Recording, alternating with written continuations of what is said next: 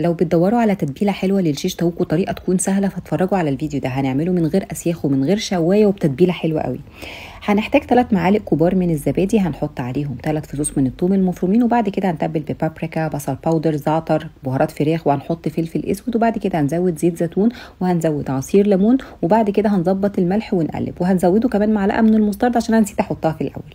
بعد كده استخدمت قطعيه الوراك الفيليه الشيش من مفازه وحطيتها في التتبيله دي، ونسيبها في التتبيله دي تقريبا ساعتين. بعد كده بقى بجيب طاسه بحطها على نار عاليه جدا بشويه زيت صغيرين، وهننزل الفراخ بس تاخد لون من كل الجوانب، احنا مش عايزينها تستوي. اول ما تاخد اللون ده هنطلعها على جنب، ونجيب بقى الخضار بتاع الشيش طاووق، الفلفل الالوان والبصل، ونديهم تشويحه، وبعد كده ننقل الفراخ دي في طاجن ونحط عليها الخضار ونغطيها وندخلها الفرن تلت ساعه بالظبط، وهتبقى عندنا جاهزه. اول ما بتطلع بقى بحط لها فحمه كده وبطفيها بشويه زيت عشان تاخد ريحه التدخين والشوي، وبقدمها مع الرز البسمتي الاصفر وبتبقى خطيره. جربوها وبألف هنا.